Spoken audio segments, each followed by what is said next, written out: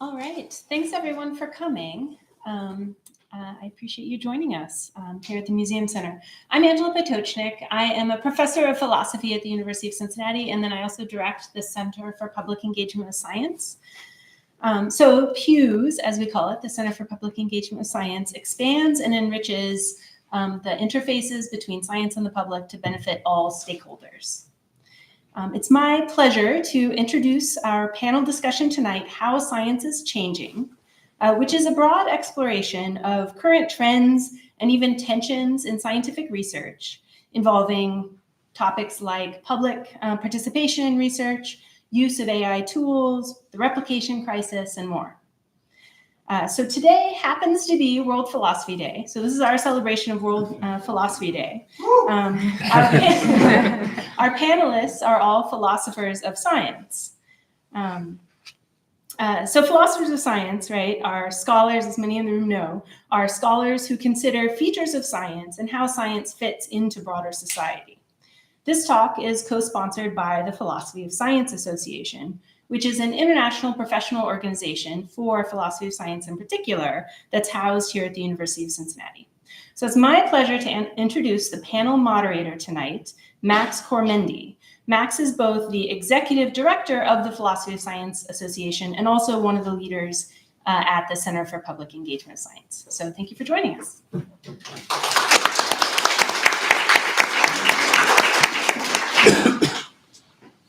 Yeah, thanks, Angela. Good evening, ladies and gentlemen, and welcome. Thank you all so much for joining us for this discussion. I'd like to also thank Brian Pollack in particular here at the Museum Center for everything that he arranged for us. As Angela mentioned, I'm the program director for the Center for Public Engagement with Science and the executive director of the Philosophy of Science Association. And I often hear that philosophy of science falls into sort of a gray area, simultaneously too sciencey to neatly fit within the humanities and too human to fit in amongst the sciences. I love both of my jobs because they've taught me that this is an artificial distinction. Science needs the humanities and humanities need science. And some of the people that make this point clear are featured here on stage this evening. Dr. Jacqueline Sullivan, philosopher of neuroscience working at the University of Western Ontario. Dr. Ellen Love, philosopher of biology, working at the University of Minnesota and director of the Minnesota Center for Philosophy of Science. Dr. Craig Callender, philosopher of physics, working at the University of California, San Diego, and director of the Institute for Practical Ethics. And Dr. Lydia Patton, historian and philosopher of science, working at Virginia Tech. So my first question is, could each of you please, in turn, give a brief introduction to what you're working on right now?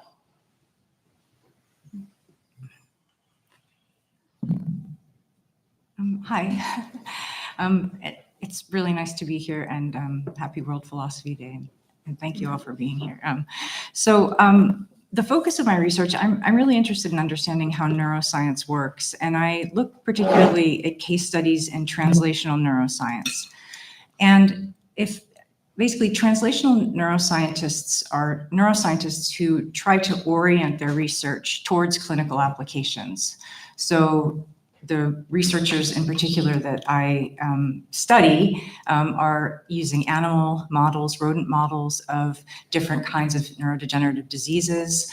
They're biochemists who design animal models that are supposed to more closely model their human counterparts who have certain kinds of diseases. In particular, the researchers that I'm looking at look at diseases like Parkinson's disease, Alzheimer's disease, and schizophrenia.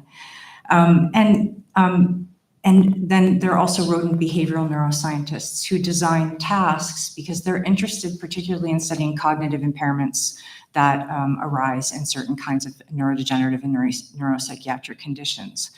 Historically, these researchers have all worked kind of independently, and at the turn of the 21st century, there was a question about how all of this research actually fit into some kind of coherent understanding of these diseases and the cognitive impairments that accompany these kinds of conditions, because everybody is sort of working in their own little research area using the different kinds of approaches that they think are appropriate. They're trying to orient their research in ways that they think will better facilitate translation, better facilitate the delivery of treatments from animal models to human patients. And so I'm interested in the challenges that they face kind of independently, but then I'm also interested in the challenges that they face when they try to coordinate their practices in order to better facilitate this move of research findings from academic contexts to the clinic. And I use a variety of different methods. I look at historical case studies, but I'm also using semi-structured interviews. I'm part of a translational neuroscience collaboration now where I'm asking researchers about their experiences with collaboration. And these researchers, they face a lot of challenges, you know, if they work independently. And a lot of interesting issues.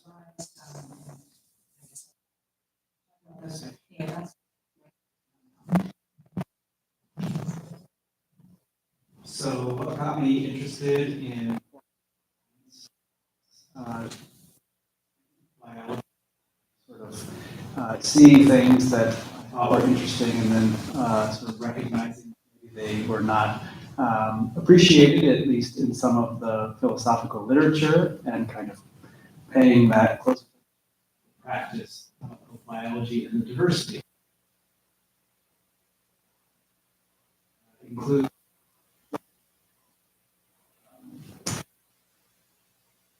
life science disciplines, whether that's genomics or biomechanics or paleontology.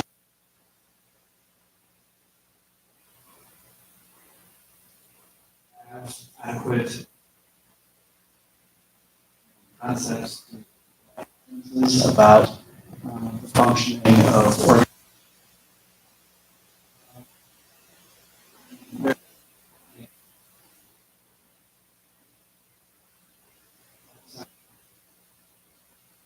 Do or don't work together well. It's being similar to Jackie's work. So I've done a number of looking at how different biologists coordinate around problems, shared problems that they have. And in particular, I've been recently interested in the study of embryology from the perspective of both genetics and physics. So treating embryo as a genetic system, mostly from the biology side, and treating it as a physical system, mostly from the physics side, and the collaborative teams that work together on that. So that's really interesting to sort of try and interpret and understand how that does or doesn't work well in inquiry. That interdisciplinary theme is also reflected in some of my work as director of the Center for Philosophy of Science in Minnesota.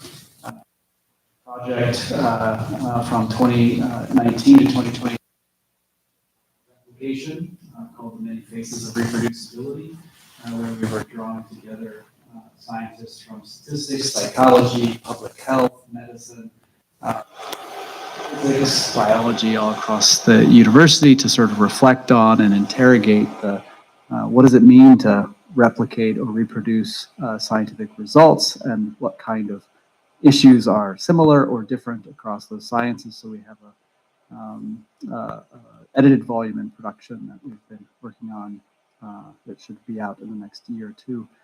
And then maybe one other issue that I'm really passionate about is the mentoring of junior scholars, both in philosophy of science, but also in the sciences. And I've been collaborating with a science educator and a biologist on a project where we are trying to advocate for the importance of philosophy of science considerations in the mentoring practices of biologists in training the next generation of scientists, both in terms of graduate students and postdocs, and the ways in which philosophy of science can help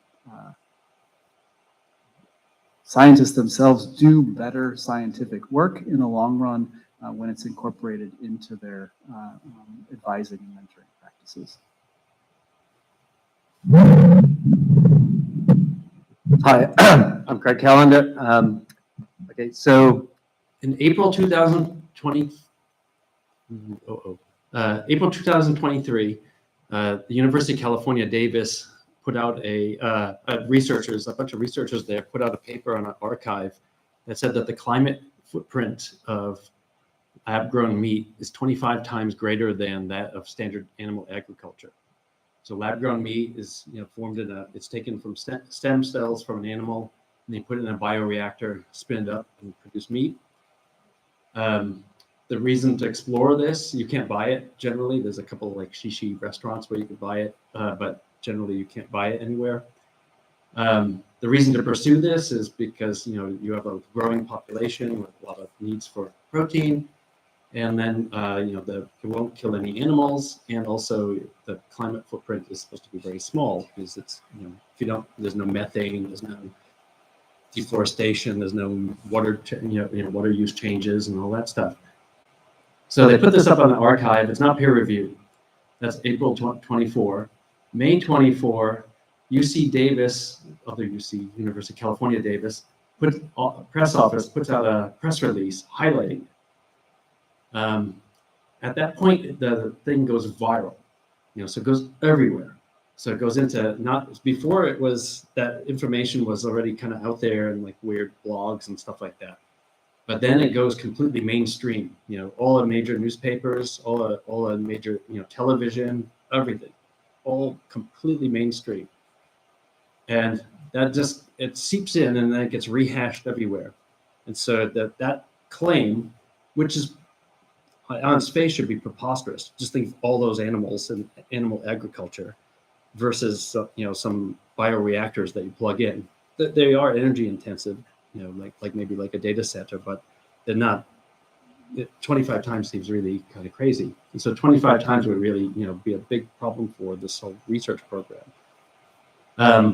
It then feeds into the culture wars, this paper. It goes everywhere.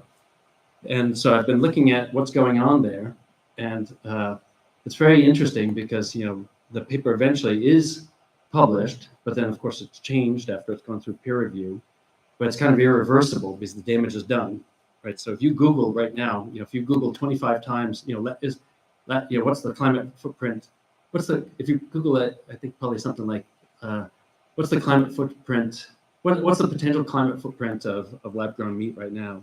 You will get 25 times on a lot of Google searches and stuff.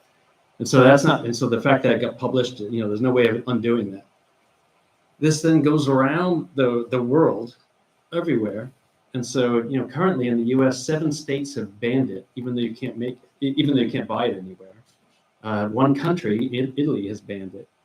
And so it feeds into all of this, and it's led me to really investigate, the absolutely jaw-dropping impact of a university press release. And so there are studies, so there's a study, for instance, in South Africa where they show that half of the science news that you get in standard journalism comes from, half of it is word for word from press releases from just 4 universities. And so just 4 universities are basically dictating, the entire science news diet of an entire country. Here it's probably the same or worse, because what's happening is the universities are in a more competitive market, and so they want to curate their image more. Journalism is under attack, and so then they're being given, already excessively written, digested stuff to just churn out. And so people call it churnalism. And so I'm looking at ways to, one thing I'm trying to do is look at ways to sort of put a wrench in this.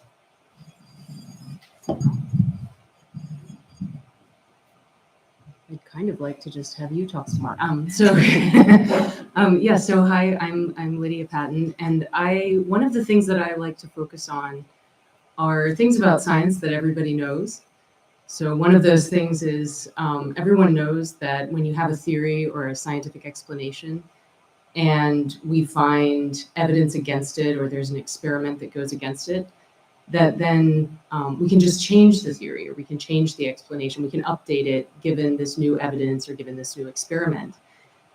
And one of the things that the history of science, studying the history of science much more closely, can tell us is that it's much more difficult to do that a lot of times than you might think. We don't get so many hints about exactly how to change our theories or how to change our concepts or our explanations as we might think.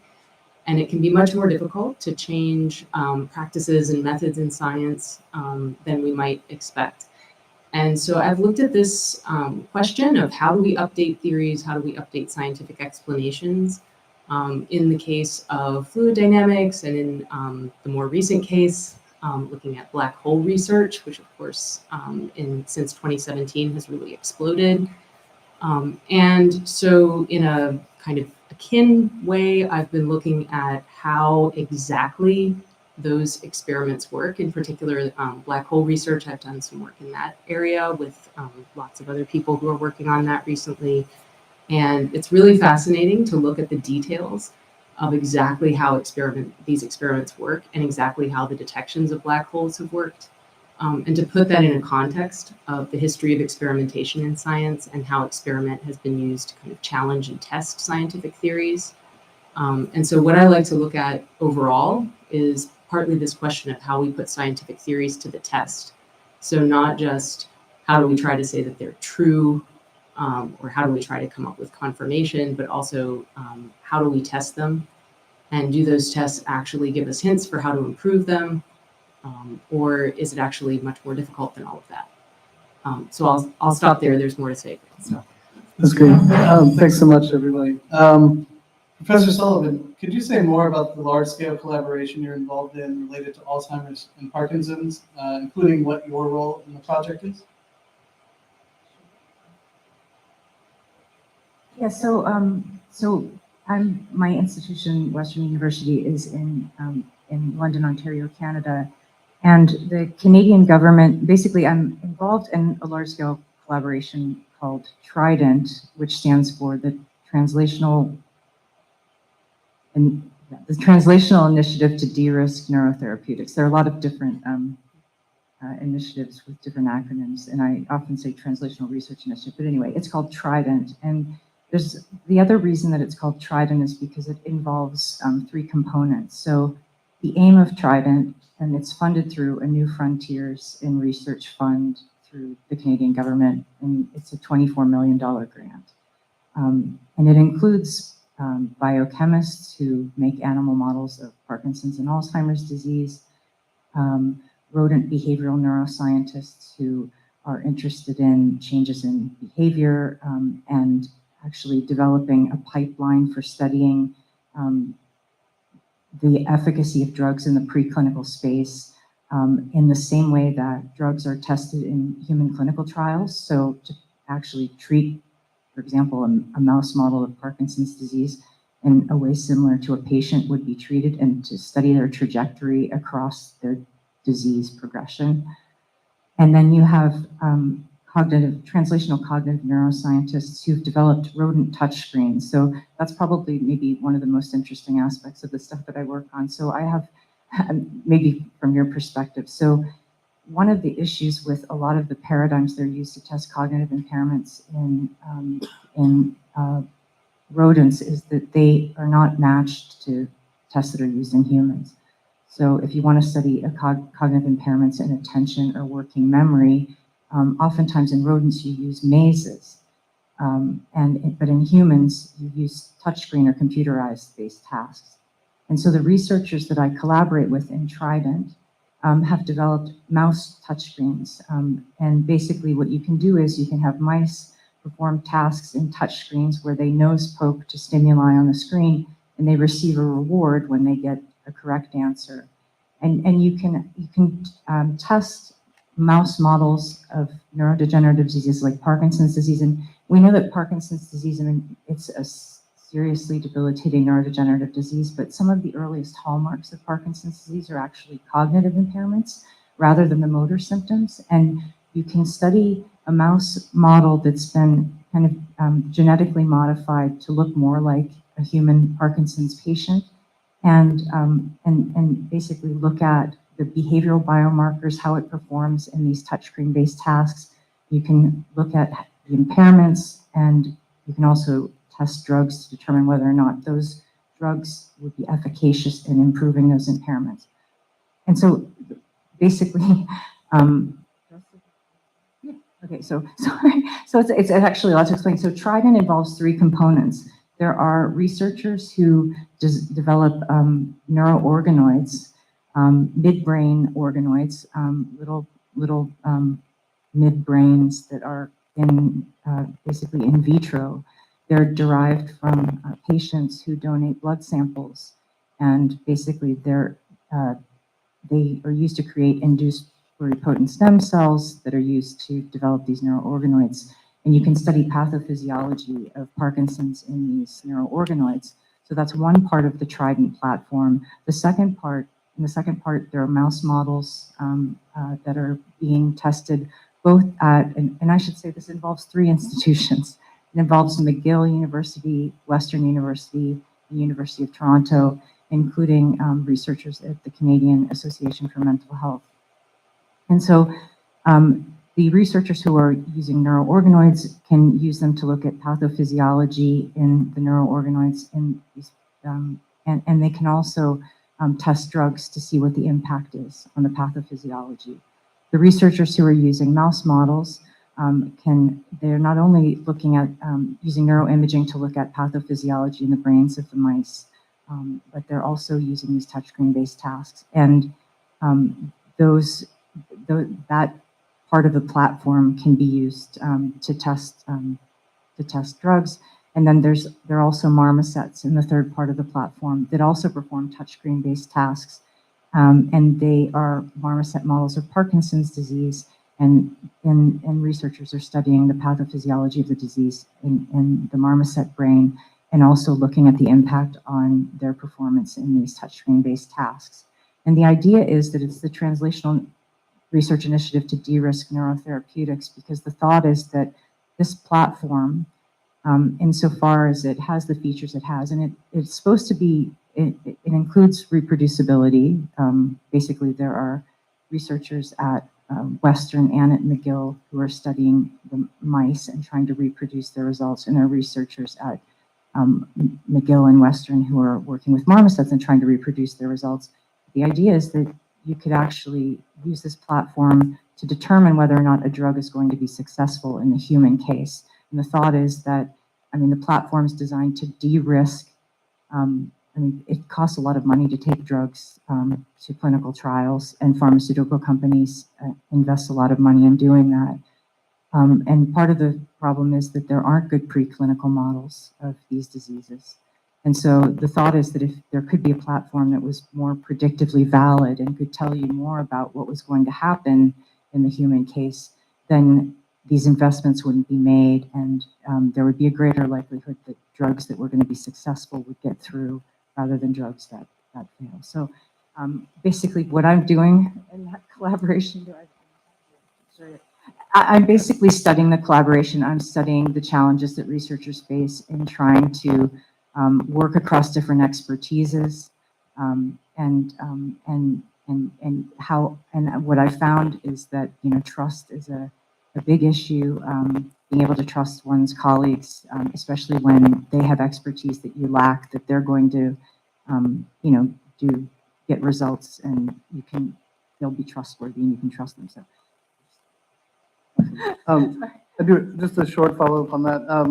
How can philosophers of science improving these large-scale collaborations, or even aid policymakers in predicting which collaborations will succeed and which will fail? Yeah, so one of the things I'm really interested in is what makes a collaboration work. And so I think philosophy, so I'm a philosopher of science. I have a master's degree in neuroscience. I've always thought it's important to be close to the actual practice. And so since I graduated, I've been sort of collaborating closely with neuroscientists. And so I spend time, I go into the lab, I go to lab meetings.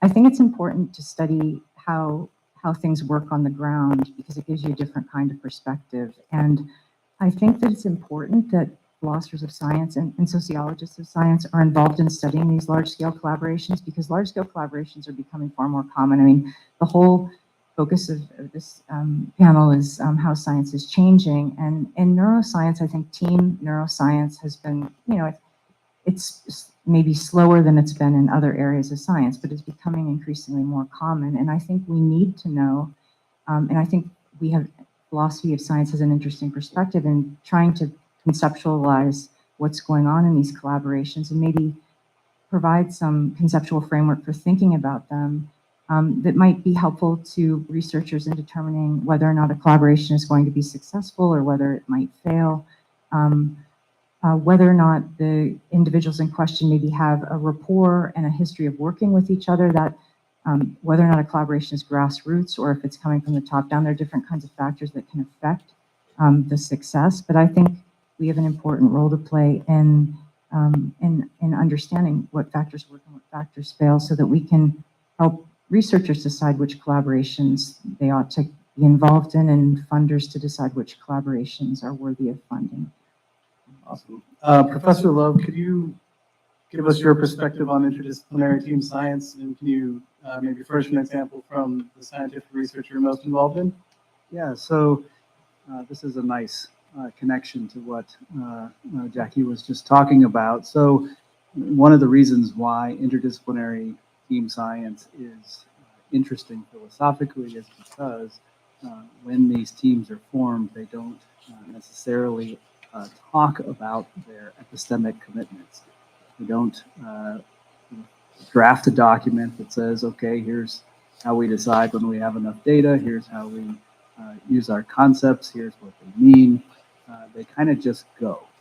And as you might imagine, when they do so, they oftentimes discover along the way that these differences exist. And then there's a question about how do they navigate those differences. And so I've worked a lot in the context of evolutionary developmental biology, which involves a variety of biologists working on embryology, but also population biology, as well as paleontology and systematics. And one of the things that's quite interesting there is that it does seem like what provides an appropriate nucleating device for good interdisciplinary teams is shared problem structure that they agree on. In fact, that shared problem structure helps them to navigate when they have differences because they can talk about it. And that is interesting from a philosophical standpoint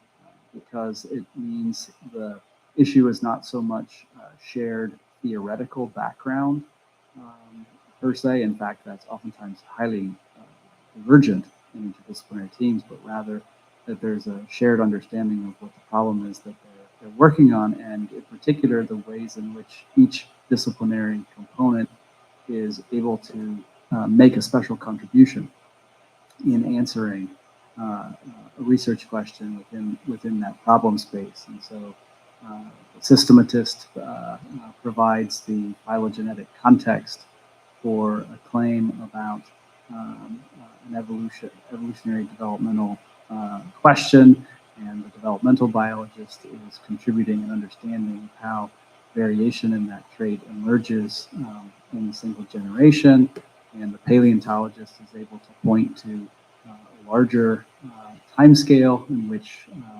those traits are changing more dramatically, and then population biologists are able to offer dynamical accounts and models of how those changes would be possible given certain genetic architecture. And being able to track all of that and sort of understand how it works is a challenge in and of itself, but it's also quite exciting to sort of watch it unfold and also to watch it sometimes fail because it doesn't always work out. But I think if we have a better understanding of that, then this pattern of interdisciplinary team science, which has certainly been growing over the past several decades, can become something that isn't just the way funding agencies throw people together by calls for proposals, but rather actually something that can be crafted more intentionally to make better and faster progress in the sciences. Excellent. Moving to Professor Callender, on the topic of disinformation and public trust in science, is there a way to distinguish between genuine scientific uncertainty and disinformation? And then who gets to decide what counts as disinformation? Oh, I thought you were going to ask the earlier question. It was a, But, it was a time issue. Yeah, there's an issue of time that we're going to run up against, and I thought this was the more interesting of the two. the other one's more interesting. Oh, well then scratch the first one and we'll go back to Sorry. the original question, which was, you work at the interface of science and ethics with your center for, with your Institute for Practical Ethics. Can you say more about what that involves? Yeah, thank you. Sorry, normally you shouldn't, the answer shouldn't get to answer, pick the question. Yeah, so with ethics and science, there's a ton of different issues, of course. So there's ethical issues where, raised by science. So for instance, with climate change, you could do solar geoengineering, you could throw aerosols up into the air, cool the planet. We know it would work because it works, volcanoes have done this. But then there's also big ethical questions about, who would decide. There can be winners and losers and stuff. There's all sorts of ethical questions, embedded within science, in economics. How should the voices and needs of the future be represented in economics? But then there's also ethical questions in sort of like the practice of science, and that's the one I thought I'd mention. So I've been interested in disinformation a lot lately, and as tobacco caused a lot of trouble with the funding of scientists. So 100 million people died in the last century due to tobacco. Estimated more than 100 million will die in this century. Part of what allowed that to happen is the funding of scientists to work on particular topics. Some of those topics, it wasn't necessarily bad science or corrupt science in any way, but it was sort of distraction science. We know, cigarette smoking caused lung cancer, but, you could sort of dilute that message if you spend a lot of money showing that asbestos does as well. So they pour money into that and stuff.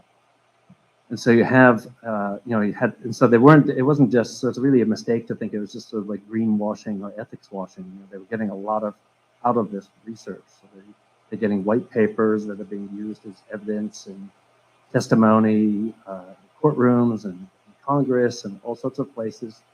So even though we knew tobacco caused lung cancer, way back, for sure by 1964, but well before that, still they were getting subsidies even after the tobacco settlement in '98. So even in the early 2000s, they're still getting tobacco subsidies.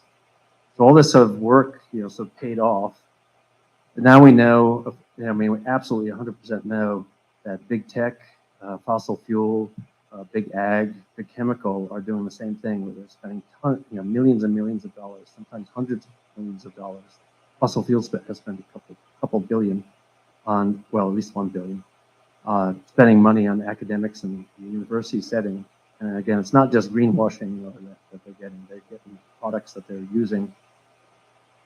And so what I've been interested in lately is sort of, especially in current times, there's a lot of challenges to what is sometimes called the knowledge institutions. So universities, which is supposed to provide independent, neutral advice and, to be helpful for people, and journalism, and trying to sort of protect these entities.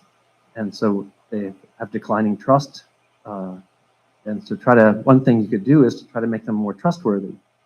And so I've had two sort of things that I've been really interested in. One is just like the ethical and philosophical most no-brainer thing you could possibly imagine, which is just disclosure, public disclosure of funding sources. So like if you go to the doctor and your doctor, they prescribe some medicine, some pill for you, and it's by a certain company, you would be interested in whether they were taking money from that company, right? It's a no-brainer, right? I mean, you don't have to be a philosopher of science or that to think it's a no-brainer. When I'm walking my dog and talking to people at the dog park, they'll think that too. I mean, it just seems, common sense and just basic honesty. And so with the Sunshine Act, there is a public registry where you can punch in your doctor's name and then find out where they're getting their money. And so I would like something like that for all the different, science and academic researchers all through the country, but all that money would just be public. So some of it is, but a lot of it isn't. This is a shocking amount of it isn't. And you know how many universities in this country have a completely public disclosure policy? 0. And so if it's a kind of no-brainer and not one entity is doing it, that's like sending a loud signal that something's up. That's the first thing. And then the second thing is a little bit more juicy philosophically, which is, so in tobacco, when there was all that tobacco money, then there were calls for medical researchers to ban taking, for universities at public, medical schools and that to ban taking that money. So there was a lot of talk about this in the early 2000s, but only about a dozen schools ended up banning it, and so most still take it. And the reason is that it's viewed as inconsistent with academic freedom, whether you could, so if the school chose to ban a particular type of funding source, that would indirectly ban certain types of research. And then the researcher wouldn't be free to take, to work on anything they want because, money makes the research possible in many fields, most fields. And so then there's this question about whether you could have a ban. And so then there've been these student groups all throughout the country and throughout the world who've been calling for a ban on it's called fossil-free research. And then they look to see, they've been pushing for a ban on climate policy centers and stuff, and climate researchers taking money from fossil fuel. A lot of them do, a shocking number do, and they take a lot, and it's not disclosed. And so then there would be a ban if these groups had their way. But would that be against academic freedom? And so I think actually there's ways of thinking about, and so Princeton enacted a ban. VU Amsterdam, University of Amsterdam both banned money from Shell. And there have been talk about bans at Stanford and Brown, and a few other places. And then the rationale they give for bans differ. And so I've been looking at the different rationales. And so actually I like the one where you would ban that it wouldn't become a kind of political litmus test, where you would ban basically bad actors who do actions associated with disinformation. So the idea is something like, I don't look to see like what the content of your research is. I just look to see, are you hiring ghostwriters who didn't actually write stuff? Are you harassing scientists? Are you ruining people's careers? Are you fabricating data? And so all of those things would like put you on Santa's naughty list. And so you rack up enough of those things and you're on the naughty list, and then you're banned. And then that would be, politically neutral, because, you could imagine that, like, it doesn't say, so Big Solar, if they were engaged in those things, they could get banned too. And so anyway, that's what I've been working on. Excellent. To kind of stick with climate science, Professor Patton, one popular strategy to defend climate science and encourage action is to keep climate science as isolated as possible from political considerations. Political in the broadest sense, like pertaining to climate-driven immigration, climate justice concerns, and the like. What are your thoughts on that strategy? Yeah, thank you. So I think that there's this strategy of keeping climate science isolated from political concerns is part of a larger strategy to try to make science and the like objective. And one of the facets of that strategy is to say, well, you don't have to have any particular framework in mind. You don't have to have any particular set of beliefs or goals or strategies or political commitments in order to accept my argument. We can all agree that living on a warming planet is not as good. We can all agree that we want to be able to leave a environmentally sound planet to our children, and that we want to secure the future, right? And one of the very powerful things about this strategy is the idea that, well, aren't there certain things that we all hold in common and that we can all agree on, and then we can build around that and try to support climate action, for instance, or sound climate science on that basis. One of the things, and I do think that that is a very powerful argument for that strategy. However, you knew the however was coming. The issue with that strategy is twofold. One is kind of more of a philosophical criticism, and the other is just a very practical issue. So the philosophical one first, since this is World Philosophy Day, which is the idea behind this strategy is just to say, well, anyone who's a rational actor, like anyone who has like sort of human interest, wants to support the future and so forth, will have to agree with me that X is true. Or will have to agree with me that we have to take action on the climate in the following way. And one of the problems with that is that's not always true. It actually does depend on what your background commitments are and what your projects are and what it is that you specifically want to do, and what you think, for instance, what commitments you've signed on to in your life, whether you have to agree with that argument. And philosophers tend to be very, we tend to get very excited about arguments to the general gist of any rational agent who has understood my premises has to agree with my conclusion, right? And one of the issues there is that in these kind of complex cases like climate science, like animal science, there are a lot of cases where it really does depend what your background commitments are. It depends what your specific projects are. And that kind of also leads to the second problem with this strategy, which is that it actually artificially kind of cuts off our reasoning about climate science and about climate action from people's specific practical projects and commitments, right? So you take something that is inherently practical, if not political in a kind of party political sense, but something that it is true that we all have reasons to act. And you cut that part off. You cut the part off where you say, look, this is something that you can incorporate into your own goals for your own life, or something that you can incorporate into your own projects for your city or your town or your farm, or whatever your practical goals are for your community or your larger community. And so that cuts off one of the most powerful reasons that people have for action, which is that they have some prior commitment to some practical goal, and that this is going to help them to achieve that goal. And so when we deliberately kind of try to purify our reasoning about climate action from people's practical and even political commitments, in some ways I think that really causes a problem, because we cut it off from one of the most powerful motivations that we can give, and one of the most powerful reasons people have for acting. And so I'll stop there. Sure.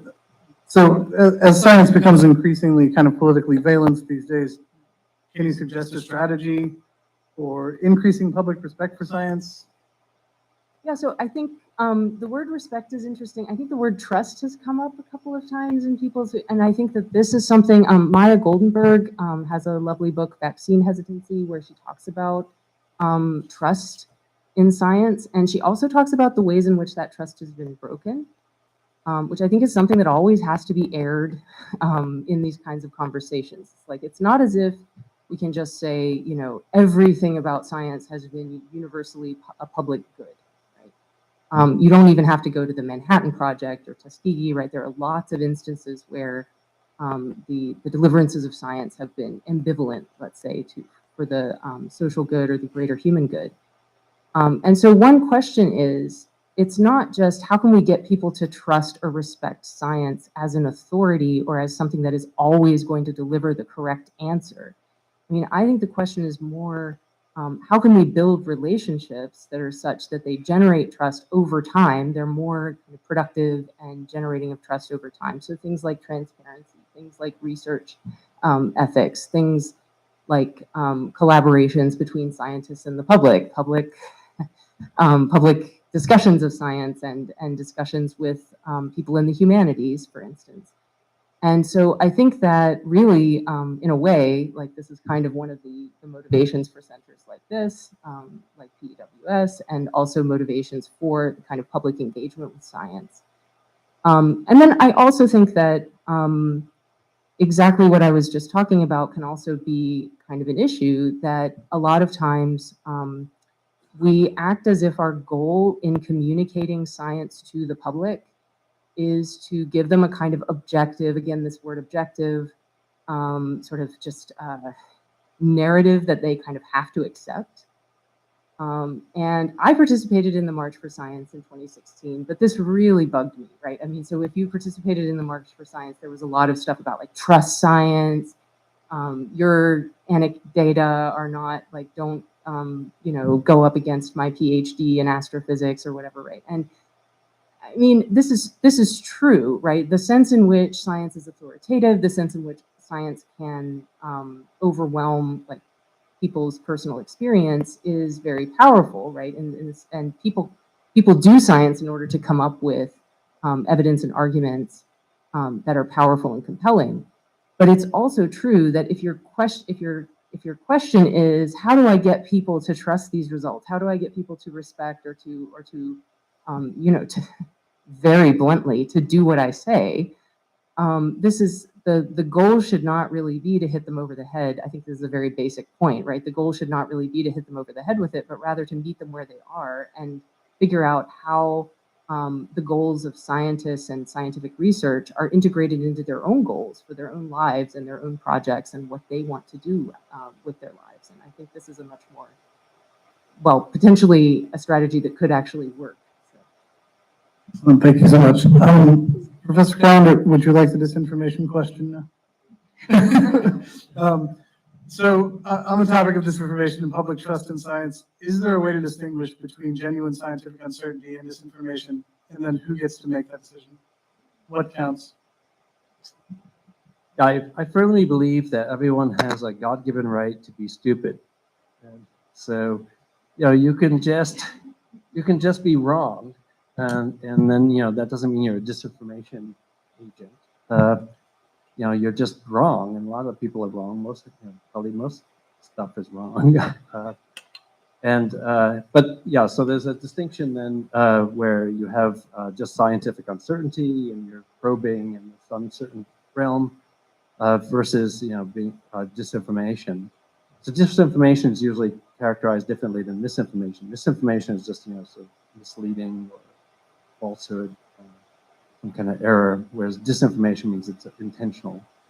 And so you end up with these really tricky cases, actually, where you have uncertainty mixed with disinformation.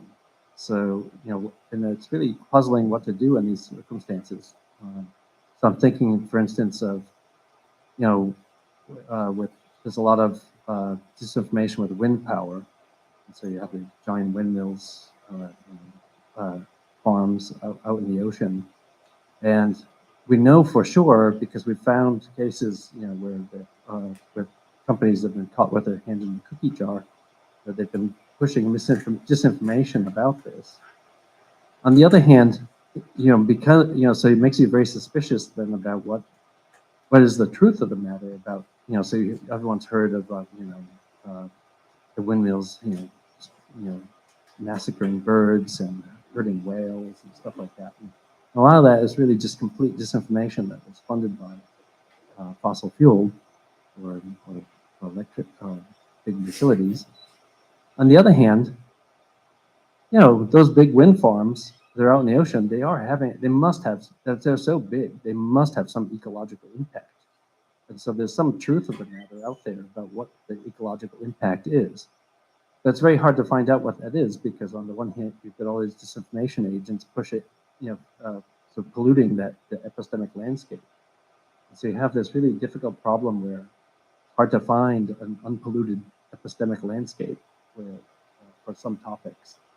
And so this happens in a lot of different areas, like overfishing. A lot of fisheries sciences are captured by industry. And so it's very hard to like get through to find like it's like in the, you know, like with tobacco and climate change, it's, you know, there you have expert consensus, you know, where it's really pretty clear what, you know, smoking causes lung cancer, no question. You know, so, but then we don't have like the comparable sort of clear signal in some other fields, and that's really a problem. So thank you. Professor Love, access to vast amounts of information has dramatically changed how the public engages with science. How can we create science education that's more nuanced to help people better understand scientific findings and access scientific authority? So this is definitely a big question, not easily answered, but I think that at root it goes to the heart of how we think about education more generally. And if we think about education primarily in terms of mastery of information, I think that it's going to be increasingly elusive for students to be able to manage the amount of information that is out there. And of course, the availability of information from internet sources and from AI-assisted tools in particular is going to, I think, be a more attractive option than buckling down and memorizing a lot. So I think it really suggests we need to keep the eye of pedagogy on training individuals to have capacities for self-learning and skills in being able to evaluate what they're seeing, what they're reading, so that whatever it is that they encounter, they have a sort of an appropriate basis upon which to assess it and to determine that. So in the context of science education in particular, I think that means teaching more about the process of science, teaching more about how science works, so that whatever scientific information one then encounters along the way, you have a sort of framework to hang that within and to recognize to what degree it's significant or potentially, in light of what Craig was just suggesting, suspect for some of the reasons that include sources of funding as well as maybe historical controversies that surround certain kinds of scientific areas. So ultimately, I think it's going back to thinking about the educational process as one of developing capacities in the learner. And in the case of science education, it means moving away from mastery of facts and more to a deep understanding of the process. Excellent. Thank you very much. Professor Patton, one well-recognized current challenge for science is the so-called replication crisis. This is another kind of big question. So apologies that there's not a ton of time, but can you describe the challenge and how much of a concern you think it is? Well, I mean, after hearing Alan Love's description of their project, I hate to make you, okay. So I will just, I'll move to you after I say something quick about it. So I think that one of the reason that I'm interested in the replication crisis is that I'm interested in experiment in science and in physics in particular. And the replication crisis is usually brought up, I think this is true in psychology and social sciences. But then there are, or at least that's where a lot of people have heard of it, and it's been in the media. But I think that one of the things that has been interesting to me is the challenges for replication of experiments in the physical sciences, which are often considered to be kind of the typical cases for experiments that are reproducible, objective, easily taught to students, right, and or easily taught to other labs. And one of the things that I've found the most interesting about some of the research that I've done in cases like fluid dynamics and electrodynamics in history is how many challenges there are for reproducibility, even in those kinds of fields that we think of as being sort of classically reproducible.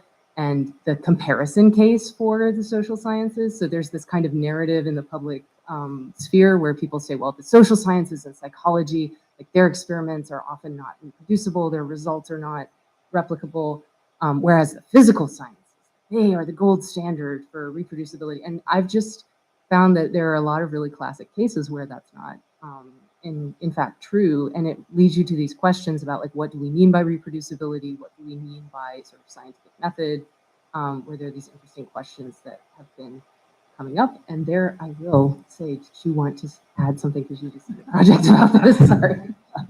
I don't want to say anything more. I think you've hit the nail on the head in that in the places where people have thought science was obviously replicable, reproducible, there turn out to be whole sets of interesting questions about that we can then learn from when we think about areas where maybe there's been more concern expressed, and that these sorts of questions are not as straightforward, and that's kind of a natural place for philosophy to enter. As a colleague of mine says, it's complicated. You can't solve it that quickly, and that's where I think a philosophical perspective can add a lot. And my last question to kind of round out this discussion, and I have reserved 6 entire minutes for it. It's kind of big too. Professor Love, can you speak to how AI is or is not transforming? I guess it is not. It's not. Can you speak to how AI is transforming science? Oh, look at the time. Oh no, 6 minutes. Well, stepping into deep waters. So let me start with a recent panel discussion that I did at the University of Minnesota that included a physicist working in cosmology, a doctor working in clinical care, a philosopher of cognitive science looking at how the mind works, and an anthropologist studying scientific communities. And we had a discussion around AI in those different contexts, and what was very clear very quickly was just how diverse the kinds of issues are that are being faced, and that some of those involve what we might think of as AI as a tool. To what degree is it used as a tool? But also to what degree does AI maybe more insidiously subvert practices and incentives that are a part of science, whether that be in the drafting of papers or in the analysis of data. There's an especially strong temptation in a lot of data-centric life science to handle the deluge of data by trusting the AI tools to do the processing for you, because it's beyond standard human cognition to be able to wrestle with all of that data. And of course, there's ways in which that is a great opportunity, but also puts the scientists in the difficult position of understanding to what degree the tools they're using are actually giving you reproducible results. So the classic example that's been highlighted by many people is that platforms like ChatGPT are proprietary, and they're also constantly changing. So if you have utilized one of these large language models for research purposes, 6 months later, if you try and do the same thing you did before, you can't do it because the model has changed. And nobody tells you when the model changes. That's part of the proprietary nature of it. So that has led to calls for more open platforms where those sorts of changes are more transparent, but also just along the lines of a general transparency where, if it's the case that scientific communities are going to include the use of AI tools, they're going to need to include transparency stipulations so that it can be very clear where those were used, how they were used, and to what degree the final conclusions drawn on that might be relevant for policy are actually dependent on those AI tools. So there is a way in which we're definitely in the Wild West at the moment. There's lots of ways in which the tools are being used in good ways. There's lots of ways in which the tools are potentially, I think, being used in bad ways. And I think that part of what we as philosophers of science can do is sort of encourage more explicit reflection on these topics. And so one of the things that we did as a part of this panel symposium was bring together a bunch of biologists, statisticians, and others into a conversation around a paper that was published earlier this year talking about 4 different perspectives on AI and science that ranged everywhere from, AI can be seen as a collaborator, to AI is insidious and undermines the very nature of science. And having those conversations, bringing them out of the open, because I think in a workaday scientist's perspective, they have a lot of pressures to move quickly, to publish fast, to submit the next grant. And so if we can be those who build communities where people can have these conversations and have the opportunities for reflection, I think it can make a real difference in making hard decisions about how to incorporate AI or not in the future of science. Well said, thank you. We have about 20 minutes for some Q&A. So we've got mics if anyone has questions in the audience.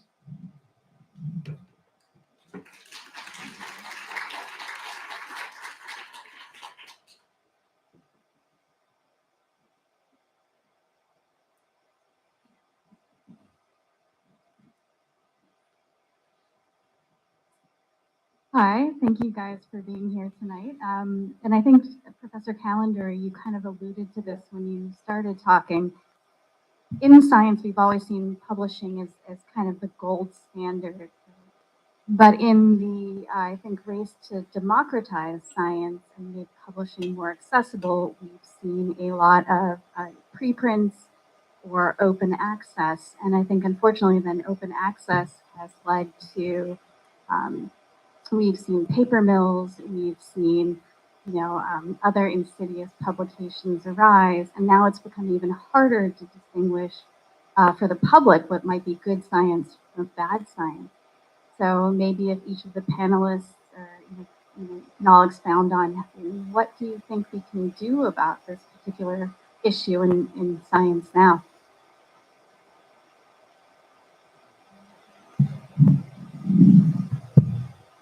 Yeah, you're right.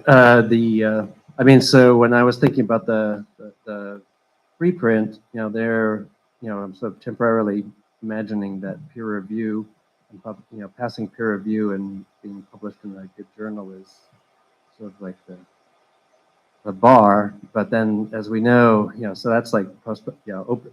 Then there's another opens up another can of worms, which is that there are all these ways to evade things, and so there was just about a month ago a paper that came out that was unbelievable about scientific fraud and these paper mills, and where the number of papers submitted at these huge class of journals was just doubling like every year, and so it's kind of horrific. Right now it's still a small percentage, but it's still it's horrific, really. And so I think that there's also needs to be a whole suite of changes in publishing and the way all of that works. And so actually, transparency is one thing there.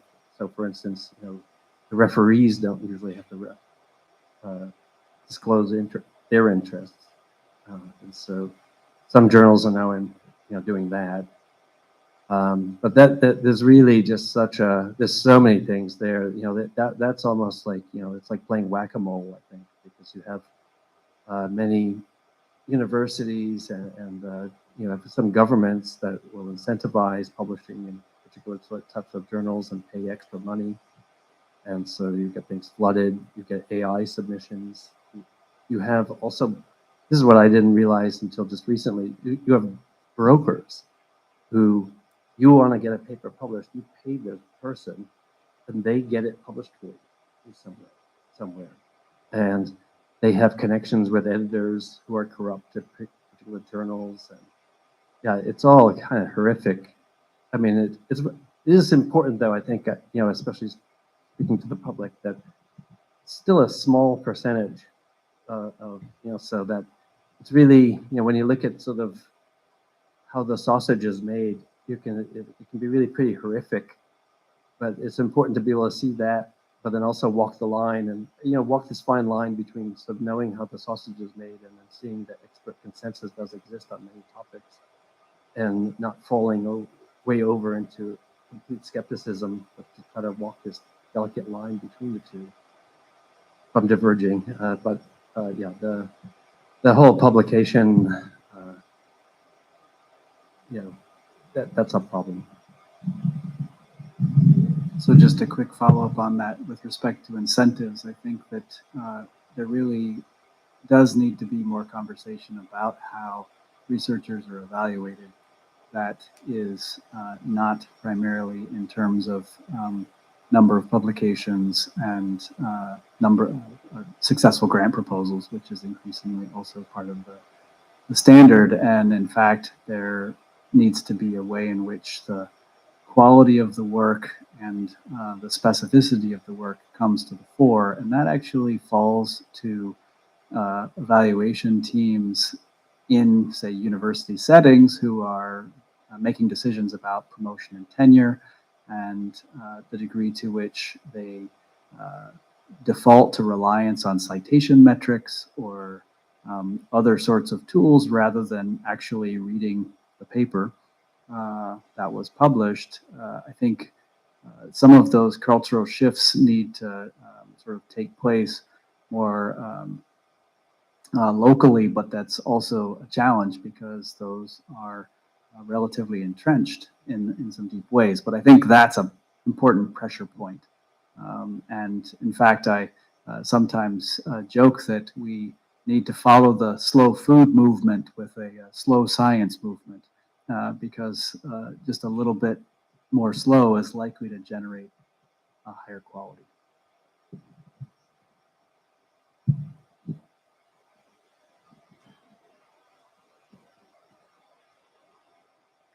So you mentioned about this research where there is this mice models. So I was just curious from the perspective of philosophy of science, like when you are looking at these collaborations, are you also thinking about these questions nowadays that are very strongly raised about using animals at all in research? Because like you didn't touch upon that, and I keep following those news, and if they are able to make these organoids, then and like there's more and more research that like a lot of things now can be done without animal usage. So is there any trend you're seeing in that? So just to be kind of clear about when it comes to neuroorganoids, with any of the models that I mentioned, they're all individually not, they can only tell you so much. And I guess one question you might have is, well, is it worthwhile to use a model if it's going to tell you so little? I guess to answer your question directly, a neuroorganoid, it doesn't grow up, it doesn't develop like an ordinary brain develops. It doesn't develop in a human body. There's limited amount of information that you can obtain from neuroorganoids as they currently stand. So, I know some people, I know there's a movement here, and it's been more in the US than in Canada to move completely to these, to using neuroorganoids and these new approach methodologies. But it's an interesting question how much you can really learn from using them alone and not comparing them to other models in which, I don't know if part of the question is should we just transition from using animal models to... Especially from philosophy of science perspective and ethics perspective, like there's such a big trend right now, and I'm surprised that there are still like cases where there have been such really big rackets that were like, really bad things that animals were treated really poorly, like a lot of, primates and dogs and things like that. So that's ethical perspective on that. And actually, it's kind of related to that, but not completely.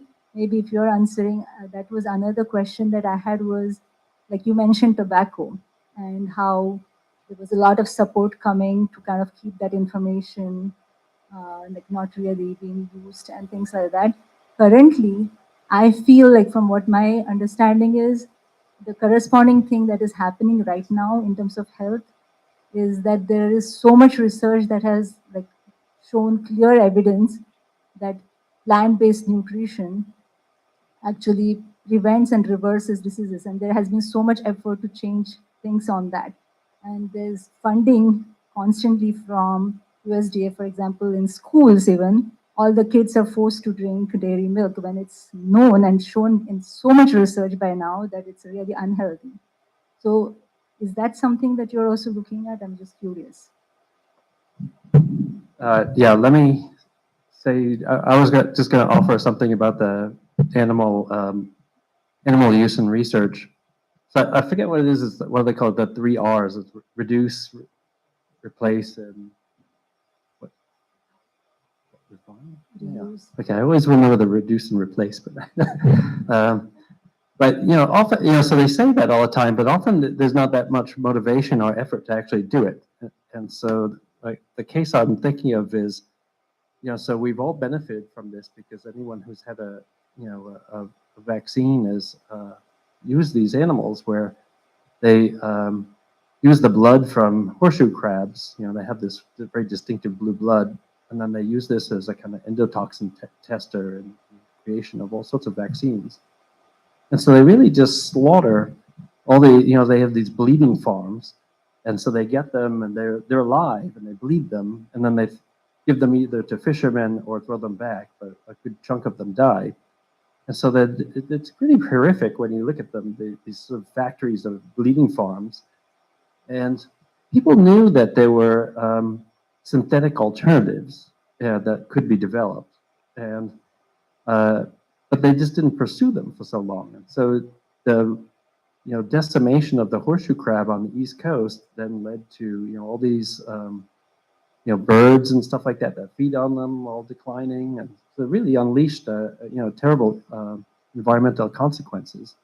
And they could have done something else. And so then a synthetic alternative was developed, and now it's used in the EU, and only some companies here use it. And so it's like you could have replaced it 10 years ago or whatever it was, but maybe not 10 years ago, but more recently. And so you have all of this slaughter, really it's unnecessary. Anyway, then the question was, yeah. Don't get me going on that. Yeah, so it connects also a lot of the disinformation stuff. Of course, Americans used to eat far less meat. 100 years ago, way less. It'd be like a special thing on a Sunday or something like this. Now it's regular for every single meal. Dairy the same. And there were different moves at different points in history to really push on just a kind of not being vegetarian necessarily, but just a reduction. And so in the early 70s, there was a big push for something like reducing by half the amount of beef that was eaten.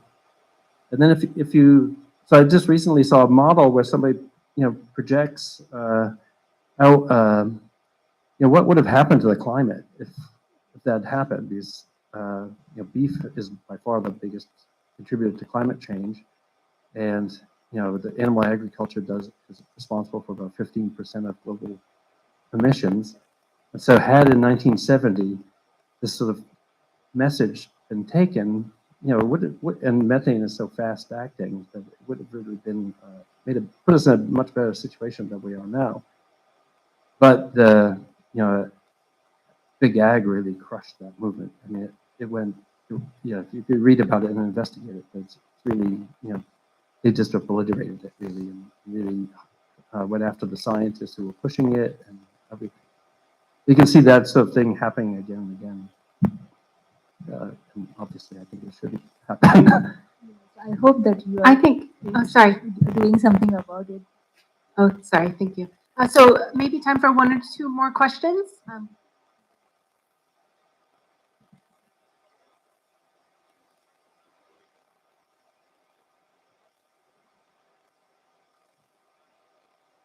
Dr. Patton,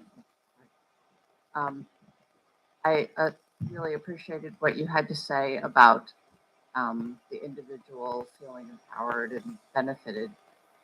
through climate action or climate understanding. My background here is I'm not a scientist, I'm a community partner with researchers. So in the public engagement part of this, I'm the public. And I did a neighborhood climate research project through the CCTST. So what I have been observing relevant to kind of some of all of you have touched on, but especially you, is that we're having all this climate research. And of course, we have quickly gone from, if you use a community readiness model, everybody's ready all of a sudden.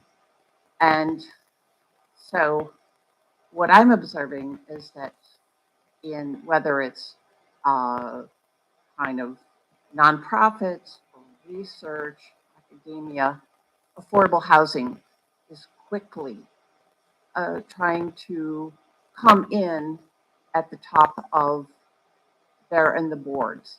They're presidents. They are trying to be the chair of the board.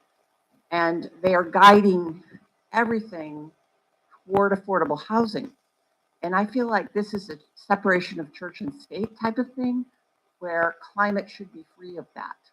So in a sense, we're in a parallel universe as we were with tobacco, where there's this unseen force that is guiding climate now unfairly, because climate and your research is going to more widely benefit if it's able to be objective and independent of something that's very self-serving, like affordable housing. So I would like you to maybe comment on that. Is there awareness? Is there not? Yes, so that's thank you. So first of all, that is heavy. I'm just absorbing that for a second. I have friends who work in this area, and I this is what I'm also hearing. And so one of the things that I think this is really one of the biggest motivations for the idea that there should be a kind of, as you say, separation of church and state, or a drive towards objectivity. This is one point that I wasn't able to really cover earlier, is about the kind of capture of the narrative. And like when people talk about like what are the challenges that we're facing, or what are we, and there are, I think one of the really deep problems in this case, and partly what's behind your question, is that this is kind of a deep issue, is that there are people who are very well trained to capture the narrative. So Callender has talked about this, Naomi Oreskes has talked about this. There are people who are very media savvy. They are very willing to infiltrate school boards, to infiltrate community organizations, to control the way that something is seen in the public. And I think there are kind of a bunch of different ways of pushing back. And one of the ways of pushing back is saying we must be more pure, right? Like we must get rid of this outside influence, and then we must not have any political valence to this whatsoever, right? So we can't talk at all about anything. We can just talk about just the facts, right? Just spit the facts, right? That idea.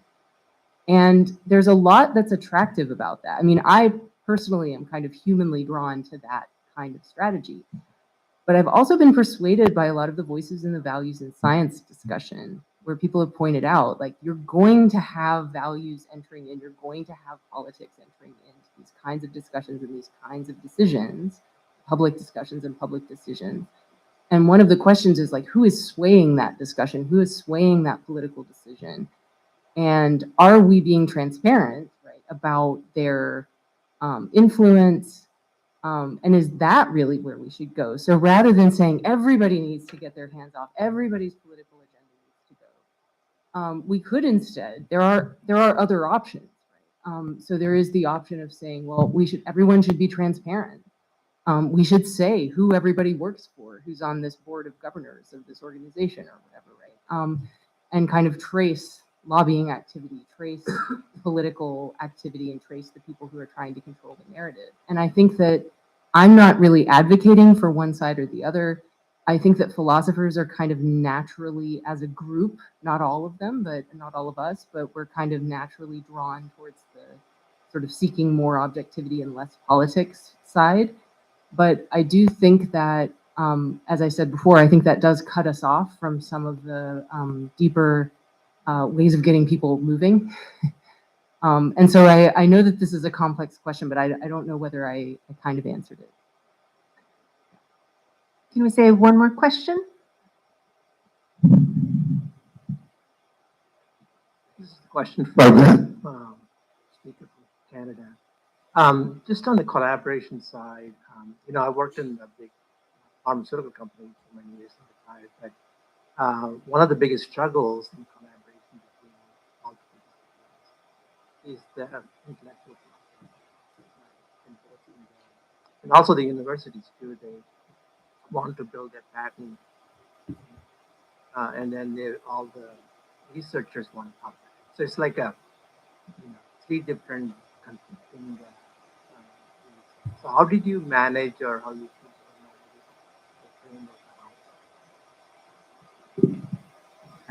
Thanks very much for the question. So the whole aim of Trident was to be able to partner with the pharmaceutical industry, but the researchers involved in Trident, Trident is an open science platform. And so what we found with respect to smaller biotech firms with whom the scientists are collaborating, and then, the pharmaceutical company, they don't really understand the concept of open science. They don't know what open means. They're worried about their proprietary interests. But the scientists, of course, and the funders think that being open means, being transparent, and it'll improve the quality of the science and the knowledge that's coming out. So these are in direct conflict, and we have a lot of conversations about, well, is there a way to kind of convey, what the implications of openness actually will be. And the university is on board. None of the researchers, in the semi-structured interviews that I've been doing, we ask both about collaboration, open science, and they're very, they're committed to their research being open, and the tools that they're developing being open. But again, I think they're not interested in patenting, and the university's fine with them not going after patents. But they still want credit for their research. They want, most of them agree that the data should be open, after peer review publication. So you're hitting on, that's the conflict. I don't know what your opinion is about this, but is it just the lack of understanding about what open is that might be a hurdle, or is there more to it? Is this something that no one will want to partner with an open science platform like this? Yeah. Thanks so much for the question. Yeah, I'd like to once again thank our panelists very much for their time this evening. Thank you for your questions, and for being a great audience. And thanks.